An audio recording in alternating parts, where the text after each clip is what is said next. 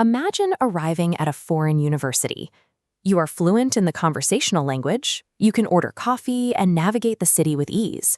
But the moment you enter a lecture hall, the concepts and terms swirling around you sound like a completely different dialect. There is a common misconception that academic English is simply everyday English with a more formal tone and a larger vocabulary. It assumes that if you just swap good for beneficial, you are suddenly prepared to write a thesis. In reality, modern universities operate like distinct social worlds. They possess their own cultures, their own unspoken rules, and specific ways of communicating that a newcomer must learn to recognize. This is a textbook for English for Academic Purposes, or EAP. It is a specialized branch of language education that maps the social and linguistic demands of the university, making its specific requirements visible to those entering it. Navigating these environments requires more than general fluency. It requires a grasp of these specific communicative codes.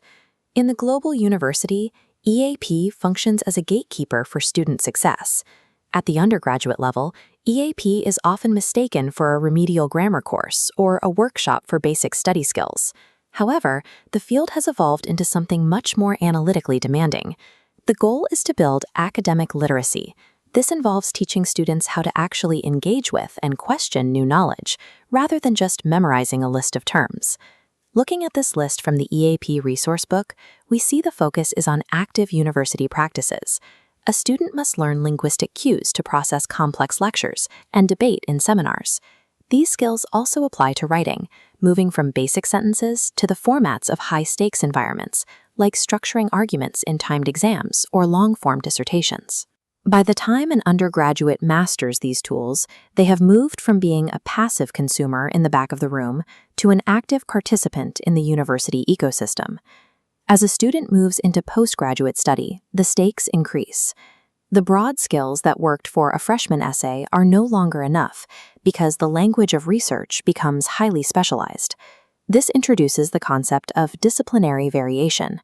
Simply put, the rules for effective communication change the moment you move from one department building to another.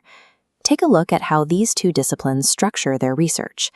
A successful biology paper demands a rigid layout of data and an objective, methodology-first tone. If you applied that exact same structure to a sociology paper, which relies on theoretical frameworks and narrative flow, it would be considered a failure. EAP guides postgraduates through these research genres. It provides the specific frameworks needed to draft journal articles, format dissertations, and defend a thesis orally before a committee. At this level, the focus shifts. EAP is no longer just about reading and writing, it is about helping a student adopt the specific professional identity and authoritative voice of a specialized researcher. At the macro level, EAP is an essential resource for established professors and research professionals across the globe. This excerpt notes that English has expanded to become the primary lingua franca of global research. This dominance creates a high bar for non-native faculty. Editors enforce strict rhetorical standards, frequently rejecting work that doesn't mirror specific Anglo-American conventions, regardless of data quality. EAP programs assist these international scholars in navigating these hurdles, helping them present at global conferences, secure grant funding, and get their findings published in high-impact journals. Ultimately, EAP provides the bridge allowing scholars from any background to bypass linguistic gatekeepers and participate in the global exchange of ideas on equal footing. Modern EAP recognizes that academic communication is not neutral. It is deeply tied to institutional power and the specific culture of each discipline. Educators in this field act as discourse analysts. They analyze the relationship between language and authority, helping students navigate the specific ideologies of their chosen departments. This chart shows how this classroom transition happens. First, the instructor builds the context and deconstructs an existing text. Then, the instructor slowly pulls back. The class moves from joint construction to independent production, ensuring the student can produce material on their own.